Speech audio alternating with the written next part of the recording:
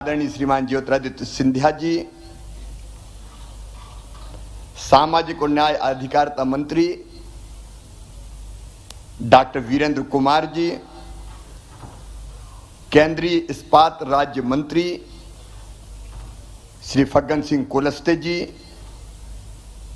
मध्य प्रदेश के हमारे उद्योग मंत्री Shri Rajyavardhan Singh Dattigaon ji, deputy chief mission of UAE Mahim Majid Alnaik Helvi ji, ambassador of Norway Hans Jacob Frydenlund ji, Shrimati Fazila minister social integration Mauritius, Shrimati Jennifer Dobney minister commercial embassy of Canada, Madhya Pradesh के मुख्य सचिव, मेरे मंत्रिमंडल के सभी आदरणीय सहयोगीगण, मेरे उद्योगपति मित्र जो ऊपर भी बैठे हैं और नीचे भी बैठे हैं, और मेरे प्रिय बहनों और भाइयों, दुनिया भर के 84 देशों से आए हुए हैं प्रिय बहनों भाइयों, और आज तो स्टार्टअप्स के मेरे भांजे भांजी भी आए हैं।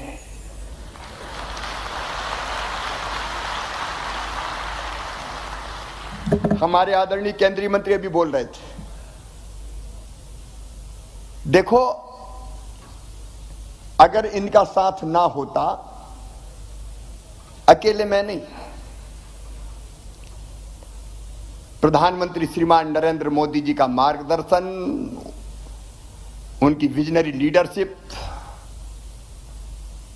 और सदैव उनका साथ, हमारे केंद्रीय मंत्रीगणों का सहयोग, जब जब जरूरत पड़ी, चाहे नरेंद्र जी हो, चाहे सिंधिया जी हो, चाहे फग्गन सिंह जी हो, चाहे वीरेंद्र कुमार जी हो, हम कदम से कदम और कंधे से कंधा मिलाकर साथ चले। और मेरे मंत्री साथी बैठे हैं, इस सफलता में बराबर के भागीदार राज्य मंत्री परिषद के सदस्य भी हैं, अधिकारी कर्मचारियों की टीम भी है, और ये सफलता साझी होती है। मैं सारी टीम को बधाई देता हूं, लेकिन मित्रों अब विदाई की बेला है। विदाई की बेला में एक बार फिर स्वागत, लेकिन विदाई का मतलब परमानेंट विदाई नहीं है। जिनने इंटेंशन ऑफ इन्वेस्ट दिए हैं उनको मैं छोड़ूंगा नहीं,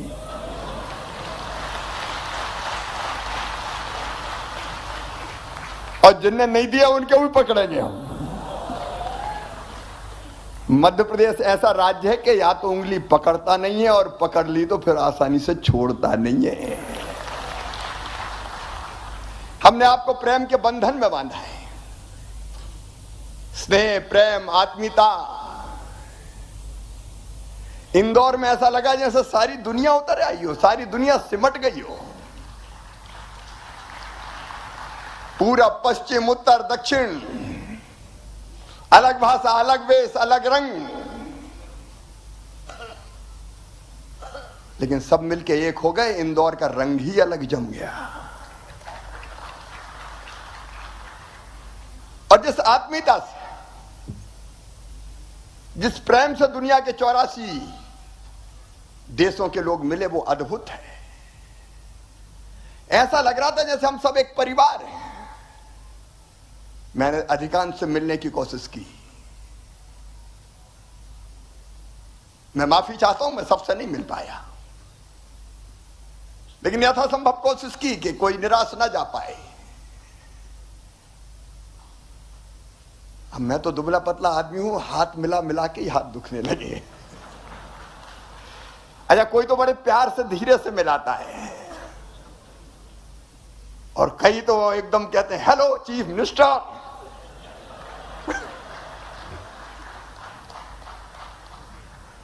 लेकिन अद्भुत प्यार है, और सचमुच में मुझे लगता है कि यही भारत के संस्कार भी है। हमारे प्रधानमंत्री जी ने G20 के लिए भी वसुधैव कुटुंबकम का मंत्र दे दिया। और प्रधानमंत्री जी ने जो कहा वो भारत की परंपरा है, आत्मवत सर्वभूतेषु, मतलब अपने जैसा सबको मानो। सब अपने जैसे मतलब अपने ही है, कोई किसी देश का हो, अगर हम सब मिलके एक हैं, पूरा विश्व एक परिवार है। ये भारत के प्रधानमंत्री नरेंद्र मोदी हमारे ग्लोबल लीडर भी कहते हैं, और वो यहां दिखा। भारत का कहना है जियो और जीने दो, हम अकेले नहीं जीते, जियो और जीने दो। और विश्व का कल्याण हो, ये तो हमारे यहां, मैं विदेशी मित्रों से मेरी बात सुन रहे होगे, ट्रांसलेशन की व्यवस्था है। हमने बच्चों को भारत के गांव में सिखाया है, धर्म की जय हो, अधर्म का नाश हो, प्राणियों में सद्भावना हो और विश्व का कल्याण हो। हमने कभी केवल भारत के कल्याण की कामना नहीं की, विश्व का कल्याण हो। और G20 का जो आयोजन हो रहा है भारत की अध्यक्षता में, वो भी विश्व के कल्याण का सर्वोत्तम उदाहरण बनेगा। देखो, अद्भुत देश है भारत। हमारे यहां मतभेद होते हैं तो अभी हम लड़ते नहीं हैं। हमारे पूर्वजों ने, ऋषियों ने कहा, एकम सद विपरा बहुधा वदंती। अगर मैंने कहा कि नहीं ये रास्ता ठीक नहीं है, ये ठीक है, तो हम लड़ते नहीं। उनका ठीक है, ये तुम्हारे लिए ठीक होगा, ये मेरे लिए ठीक है। मैं एक छोटा सा उदाहरण देता हूं। ईश्वर को अगर हम मानते तो उसको कहते हैं आस्तिक। तो कई लोग मानते हैं कि ईश्वर मूर्ति में आता है, इसलिए मूर्ति की पूजा करते हैं, साकार मानते हैं, भगवान साकार है। तो कुछ लोगों ने भारत में कहा कि ये साकार नहीं, भगवान एक मूर्ति में कैसे आ सकते हैं, वो तो सृष्टि के कण कण में निराकार हैं। तो उनका तुम भी सही हो, तुम साकार को मानो तो ठीक है, हम क्या नहीं मानते। किसी ने कहा तुम निराकार को मानो, क्या दिक्कत है। लेकिन हमारे एक और हुए चारवाक, जिनने कहा यावत जीवेत सुखम जीवेत ऋणम कृत्वा घृतम पीवेत भस्मीभूतस्य देहस्य पुनर्जन्म कुतो। जब तक जियो सुख से जियो, उधार लेके भी घी पियो। ये शरीर तो माटी में मिलने वाला है, पुनर्जन्म नहीं होता। तो उनको हमारे यहां सूली पे नहीं लटकाया, ये कहा कि यार इसने भी नया विचार दे दिया, ये भी महर्षि है, तुम भी सही हो, ये भारत है। और उसी भारत के प्यार से मध्य प्रदेश ने आपको बुलाया। मुझे कहते हुए प्रसन्नता है, ग्लोबल इन्वेस्टर समिट में 10 पार्टनर कंट्री में उनको धन्यवाद देता हूं। Japan, Canada, Netherlands, Guyana, Mauritius, Bangladesh, Zimbabwe, Suriname, Panama, Fiji, सबने अपने स्टॉल भी लगाए। 35 देशों के या तो एम्बेसडर या काउंसलेट जनरल या डिप्टी चीफ ऑफ मिशन उपस्थित रहे। 84 कंट्रीज ने पार्टिसिपेट किया है। 447 इंटरनेशनल बिजनेस डेलीगेट्स और 401 इंटरनेशनल बायर्स शामिल हुए। अभी बायर सेलर मीट के समय में चला गया तो ऐसी भीड़, ऐसे प्रेम से बैठे थे लोग, आपस में चर्चा कर रहे थे। इसने केवल हमसे नहीं जोड़ा, बायर सेलर को भी आपस में जोड़ दिया। लगभग 5000 से ज्यादा डेलीगेट आए। मुझे बताया कि जो एग्जीबिशन लगी 7000 से ज्यादा लोगों ने देखी। और सचिन जी यहां बैठे, G20 भी सारे के सारे 20 देश आए। G20 के बिजनेस डेलीगेट्स ने भाग लिया। एग्जीबिशन में आप जरूर, जिनने नहीं देखा हो जरूर देख के जाना, अद्भुत है दोनों एग्जीबिशन, डिजिटल भी और मध्य प्रदेश पे आश्रित भी। 2600 से ज्यादा B2B मीटिंग हुई, 200 से ज्यादा B2G मीटिंग हुई, जिसमें 5000 से अधिक व्यापारी प्रतिनिधियों ने भाग लिया। अलग अलग हमारे सेक्टोरियल सेशंस 20 क्षेत्रों पे हुए। आपने किसी न किसी में भाग लिया होगा। Vendor development programme, 1-to-1 meeting, और जो सेक्टोरियल सेशन है उनके डिटेल में नहीं जाऊंगा, कई 20 हुए, आपने कहीं ने भाग किया होगा। और इंदौर अद्भुत है। मैं सचमुच में कहता हूं, इंदौर से मध्य प्रदेश में निवेश का नया दौर प्रारंभ हो रहा है। और अभी तो हम आंकड़े लगातार गिनते जा रहे हैं, कितना इंटेंशन ऑफ इन्वेस्टमेंट, कितने लगातार आते जा रहे हैं। जाते जाते भी लोग कह रहे हैं नहीं अब तो मध्य प्रदेश में ही करेंगे। एक अद्भुत वातावरण है, विश्वास का वातावरण, निवेश की आइडियल डेस्टिनेशन मध्य प्रदेश है। इसलिए तो प्रधानमंत्री जी ने कल कहा था मध्य प्रदेश अजब है, मध्य प्रदेश गजब है और मध्य प्रदेश सजग है। अजब इसलिए कि 18 साल में हमने शून्य से शिखर तक का सफर तय किया है। गड्ढे वाली सड़कों से लेकर शानदार हाईवेज तक और गंदगी के ढेर से स्वच्छता के शिखर तक का सफर। मैं प्रदेश की 8.5 करोड़ जनता को बधाई देता हूं, मध्य प्रदेश वासियों को बधाई देता हूं, इंदौर वासियों को बधाई देता हूं। इंदौर भी क्या है भैया, सचमुच में अद्भुत। बीमारू से हम मध्य प्रदेश अब अग्रणी राज्यों में, जैसे आपको बताया 19% से ज्यादा ग्रोथ रेट हमारी। गजब इसलिए है कि संसाधन से संपन्न है, लेकिन शांति के टापू हैं, अध्यात्म का केंद्र है, पर्यटन में बेजोड़ है, इंफ्रास्ट्रक्चर से लेकर टेक्नोलॉजी तक, इनोवेशन से लेकर एंटरप्रेन्योरशिप तक हर क्षेत्र में आगे चलने की क्षमता रखते हैं। इसलिए पीएम साहब ने कहा गजब है। और सजग इसलिए हैं कि हमने अपनी कोर क्षमताओं को ही अपनी शक्ति बनाया। चाहे एग्रीकल्चर हो, फूड प्रोसेसिंग हो, टेक्सटाइल हो, फार्मा हो, लॉजिस्टिक्स हो या आईटी हो, ऑटोमोबाइल हो या फिर रिन्यूएबल एनर्जी हो, यह मध्य प्रदेश की असली ताकत है।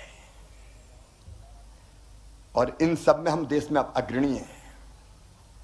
अब प्रधानमंत्री जी ने एक बात और कही थी, एक स्थिर सरकार, एक निर्णायक सरकार और एक सही नियत से चलने वाली सरकार विकास को अभूतपूर्व गति देती है। मैं आपको विश्वास दिलाता हूं इस टीम के भरोसे कि विकास को निर्णायक गति दे के ही रहेंगे, जिसमें निवेश शामिल है। मित्रों, आज आपसे जो अलग अलग सेक्टोरियल सेशंस में कुछ तरह की समस्याएं आई, मैं उन पर चर्चा जरूर करना चाहूंगा। लेकिन मुझे सीईओ भी कहा, सिंधिया जी ने भी कहा, तोमर जी ने भी कहा, और इसलिए जिम्मेदारी और बढ़ जाती है। इसलिए मैं मध्य प्रदेश के सीईओ के रूप में आपको विश्वास दिलाता हूं, आपके निवेश की एक पाई भी व्यर्थ नहीं जाने देंगे। टीम मध्य प्रदेश हर हालत में आपके साथ खड़ी रहेगी, कोई दिक्कत आने नहीं देंगे। हम आपको ऐसा वातावरण देंगे कि आप खुद आगे भी निवेश बढ़ाने के लिए प्रोत्साहित होंगे। मेरी 7 सूत्रीय रणनीति, नंबर 1 संवाद लगातार, और नहीं तो इन्वेस्टर समिट में बुला लिया, बाद में फिर टाइम मांगा तो दिया ही नहीं। हम लगातार आपके, हमारी टीम लगातार संवाद में रहेगी। दूसरा सहयोग, हर परिस्थिति में आपको कोऑपरेट करेंगे, सहयोग। तीसरी सुविधा, नीति के अनुसार हर सुविधा देंगे। चौथा स्वीकृतियां बिना चक्कर लगाए निश्चित समय सीमा में आपको सारे क्लियरेंसेज मिल जाए। 5वां सेतु, उद्योगों के लिए एक डेडिकेटेड हेल्पलाइन जिसका मैं जिक्र करूंगा। 6वां सिंगल विंडो सिस्टम, सरलता। सिंगल विंडो मतलब रियल सिंगल विंडो नहीं, कई बार सिंगल विंडो भी 7वीं 8वीं विंडो बन जाती है। और इसके बाद समन्वय, नहीं तो एक डिपार्टमेंट से दूसरे डिपार्टमेंट, यहां से आगे निकला तो वहां अटक गया। लेकिन समन्वय विभिन्न विभागों के बीच, विभिन्न एजेंसीज के बीच, यह हमारी रणनीति है। इस पर हम अमल करते हुए मध्य प्रदेश को आगे बढ़ाने का काम करेंगे। लेकिन चर्चा में से जो बिंदु निकले, एक विशेषकर गारमेंट सेक्टर्स के मित्रों ने कहा था, और एक बात सच भी है, ये बात हमारे स्टार्टअप्स पे भी आज सत्र हुआ। कई बार पूंजी कम है, और कम पूंजी में आप जमीन भी खरीद लो, आप बिल्डिंग भी बना दो, तो फिर मशीनरी के लिए पैसा कहां से लाओ? और इसलिए हर एक को जमीन क्यों खरीदनी पड़े, हर एक को बिल्डिंग क्यों बनानी पड़े? इसलिए हम गारमेंट सहित आईटी इनेबल्ड सर्विसेज सेक्टर में तो प्लग एंड प्ले की फैसिलिटी दे रहे थे, लेकिन गारमेंट सहित बाकी क्षेत्र में भी हम प्लग एंड प्ले की सुविधा विकसित करेंगे। और वो सरकारी सेक्टर में भी करेंगे, और प्राइवेट सेक्टर भी आना चाहे तो उसका भी स्वागत करेंगे, ताकि मेरे बच्चों को बड़ी पूंजी ना लगाना पड़े। बना बनाया अगर स्थान उसको मिल जाए तो अपनी मशीन लगाए और काम प्रारंभ कर दे। ये plug and play facility create करेंगे। और दूसरी चीज मैं बहुत महत्वपूर्ण मानता हूं, कई तरह की कठिनाई आती है, उन कठिनाइयों को अगर आए तो हर कठिनाई के लिए लोग भोपाल आए, ये जरूरी नहीं है। मैं अपने इन्वेस्टर मित्रों को या जो इन्वेस्टमेंट करना चाहते हैं उनको ये कह रहा हूं, आपके पास अगर कोई निवेश के क्षेत्र में समस्या आती है तो उसके समाधान के लिए इन्वेस्ट MPGov इन पोर्टल पर how can I help you की विंडो खोली जा रही है।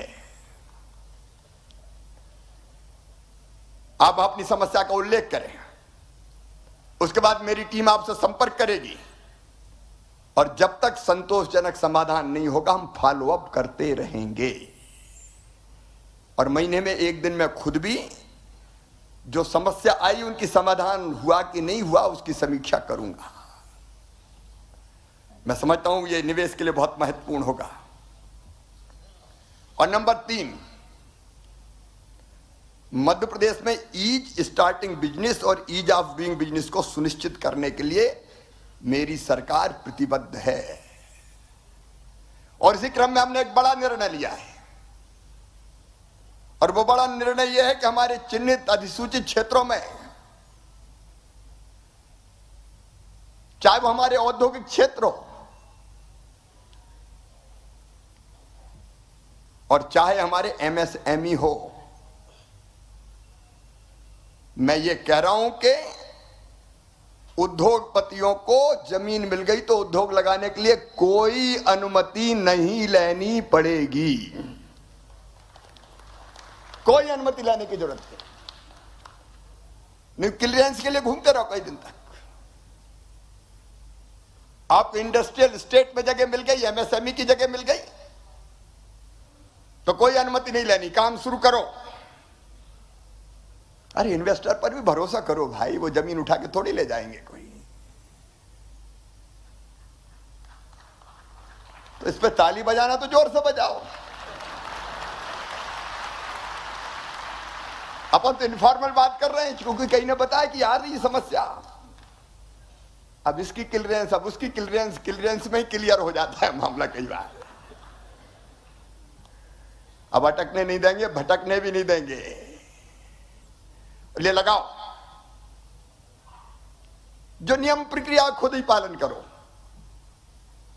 आप पर भरोसा पूरा। और इतना ही नहीं, जो डीम्ड स्वीकृतियां के कंप्लायंस है उनके संबंध में भी उद्योग की स्थापना से लेकर 3 साल तक कोई भी सक्षम अधिकारी उद्योगों का निरीक्षण नहीं करेगा। इस पे भी जोर से ताली बजा। मेरा भाव समझ गए होंगे आप। और नहीं तो इंस्पेक्टर साहब आ गए, दिखाओ। अब बेचारे को लगाए उद्योग, देर नहीं हुई, बताओ। अब बताओ में ही हालत खराब हो जाती है उसकी। चेक करो, कोई चेक फैक नहीं जी, पूरा भरोसा आप पे। आप आइए, इन्वेस्टमेंट कीजिए, लगाइए, अनुमति की जरूरत नहीं है और कोई निरीक्षण परीक्षण की भी जरूरत नहीं है। नियम और प्रक्रियाओं का आप पालन कीजिए। मामा को आप पे पूरा विश्वास है, आइए। क्योंकि बाधाओं को दूर करना हमारा काम है। फैक्ट्री लाइसेंस, डेवलपमेंट प्लान का अप्रूवल, भूमि आवंटन स्वीकृति, boiler registration, fire NOC, trade licence, नई हाई टेंशन लाइन कनेक्शन की स्वीकृति। तो पता चला बिजली वाले नहीं मिल रहे कई दिन तक। औद्योगिक क्षेत्र में भवन निर्माण, building permission, recycling treatment, solid waste management, नए डीजल जनरेटर सेट इंस्टॉल करने की परमिशन। अब तो आप पे भरोसा है यार, आगे बढ़ो। अपन को मध्य प्रदेश को आगे बढ़ाना है, मिलकर बढ़ाना है। और दुनिया के प्रगति और विकास की मैं कामना करता हूं। मेरा पूरा विश्वास है कि प्राइम मिनिस्टर श्रीमान नरेंद्र मोदी जी के नेतृत्व में भौतिकता की अग्नि में दग्ध विश्व मानवता को भारत शांति के पथ का दिग्दर्शन कराएगा। हम दुनिया की प्रगति और विकास में भी योगदान देंगे